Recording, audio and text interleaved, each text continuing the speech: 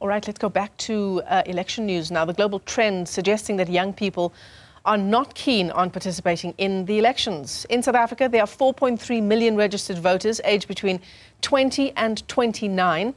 Let's unpack the participation of the youth with Otsile Nkadimeng. He's the Executive Director of So We Vote. Otsile, it's great to talk to you. Thanks very much for coming onto the program.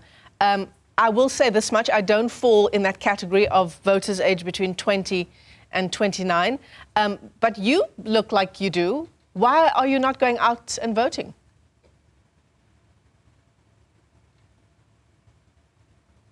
Okay, it does appear we've lost our connection to Otsile there. Let's try and re-establish that and bring you that important discussion. The youth vote is, of course, one that will be critical for these elections. Now, President Cyril Ramaphosa, in the meantime, has extended his condolences to the people of Iran following the death of President Ibrahim Raisi in a helicopter crash yesterday. The country's foreign minister and several others were also killed. Ramaphosa has described Raisi's death as, quote, an unthinkable tragedy that has claimed a remarkable leader with whom South Africa enjoys strong bilateral relations.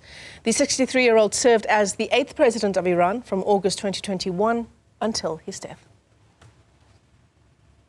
On behalf of the government and the people of South Africa, President Ramaphosa offers his deep condolences to the Supreme Leader of Iran, the Grand Ayatollah Sayyid Al-Khamenei, and the government and the people of the Islamic Republic. President Ramaphosa's thoughts are with the families of the late President and Foreign Minister, as well as the relatives of the personnel and aircrew who perished. All right, let's go back to our election discussion around young people and their participation in elections. Otsile Nkadimeng is the Executive Director of So We Vote. Otsile, do we have you now? Yes, I'm here loud and clear. Okay, so talk to us about why this particular group of people aged 20 to 29 are not likely to go to the polls. And I must also just say this is not a trend that is unique to South Africa. It's one that we see globally. Well, I think that if you look at people in that specific demographic, you have to speak about their relationship to democracy and the electoral process. If, they've grown up in a time seeing South African prosperity, growth, seeing a government work for them as perhaps maybe their parents would have seen, having grown up or lived in the era of the Mandela Mbeki era, a time of relative prosperity, government working for you. They have an affinity to democracy, they have an affinity to voting. But this is a demographic that grew up watching a South African politics that has been deeply dysfunctional and has been underserving their parents. So they came about in the time of politics in the last 15 years. They grew up in the era of Zuma must fall, state must fall, state capture, junk status. They haven't had that affinity to democracy and the electoral process that maybe perhaps their adult parents would have had. Mm. Yeah, they're not making the link between voting and seeing a change in their reality. Mm. And I think above and beyond that, it also speaks to the type of leadership, South Africa was very blessed very early on in that it had leaders that many people felt that they could trust. Many people felt that the leaders that we had in the first era of our nation's democracy were leaders that were inherently good. Today, we don't really get that sense. Today, the sense that many young South Africans get is that the people that are currently running the country and the people that are alternatives to running the country don't really give them that sense of trust and hope in the future of South Africa that perhaps maybe 10 or 20, 30 years ago, some people would have felt. Mm. So what's the alternative? What do these young people see as the alternative to not going to the polls?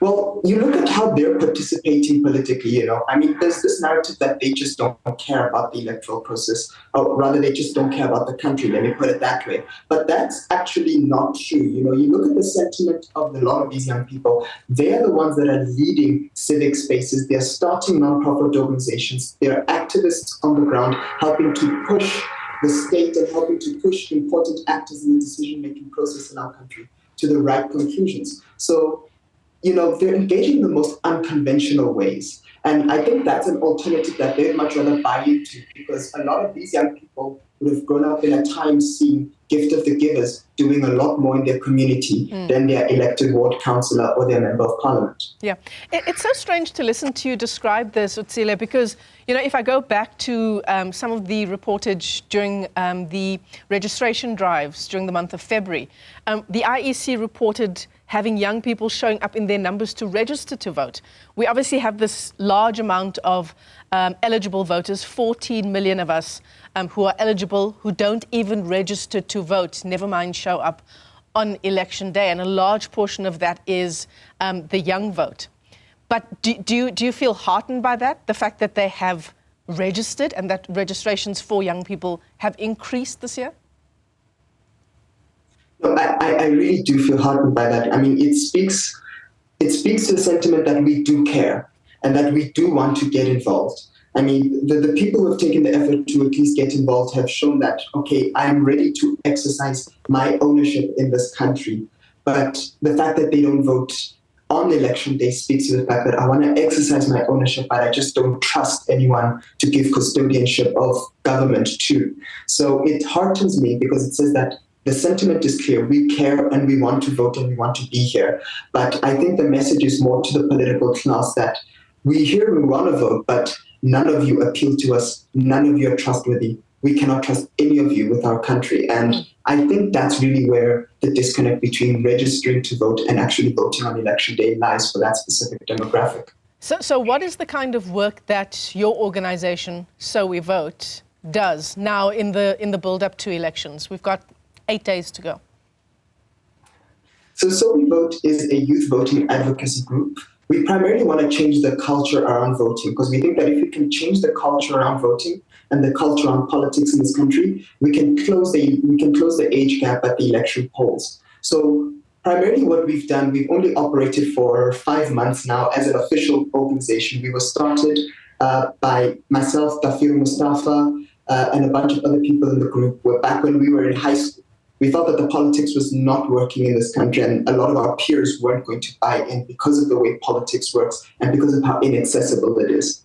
So we break down party manifestos, we break down important things that happen in our country around civic education, around voting, around the elections, to put it in a language that is understandable for a lot of young people. We also create networks where young people can talk about the issues surrounding the election, how they feel about it specifically. Obviously, the nature of us having existed for 5 months, we don't have a lot of resources. We're a bunch of first years with literally no money. But we think that if we can at least lend some assistance to a first-time voter or someone who's voting in this election, wants to make an informed decision but doesn't know where to begin, that the work we're doing is worthwhile. Wow, that's incredible. A first-year student and coming together to do this kind of education around voting.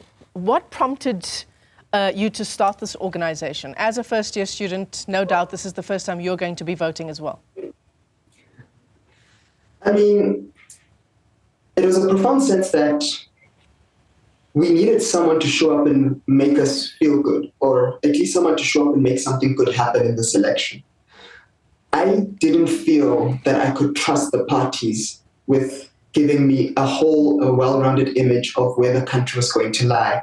A lot of the people who came into the organization back when we were starting it, they also felt lost in the state of the nation's politics. We felt that we needed a space for ourselves where we could have these conversations. We needed a space where we could actually speak to this specific lived experience, We weren't the generation that was there on the ground when Fisma's fall was happening, but we were watching it on television, seeing it happening. We were seeing our parents gradually lose a lot of wealth that they had accumulated over the short 50 years post-democracy. So it was a sense of the nation needs more engaged young people, and a platform for it doesn't exist, but So We Vote can be that platform, and we can work in that way. And so, we just showed up and tried to make good things happen. Wow. And what are the touch point issues that young people like yourself are looking for when they're looking at manifestos? What are they looking out for, the issues that are important to them? Well, the economy, healthcare, climate change, gender-based violence. These are key issues that are going to determine the lives of many young people, and they're looking at which parties have a comprehensive plan that doesn't just give a vision of where they're going to go, but that lays out the detail of how practically that's going to be implemented. So I'll take the economy as an example.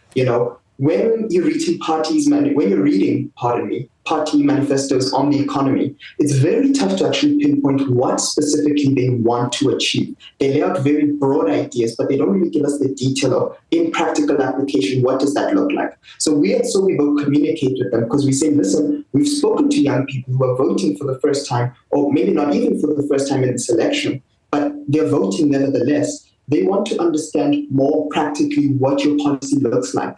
And so we speak to the parties when we cover their manifestos to get a proper understanding of what it means in application. We put it in our infographics. So the economy, climate change, gender-based violence, healthcare, very important issues that a lot of young people in this country want dealt with. You deal with the economy, deal with unemployment. Yeah, absolutely.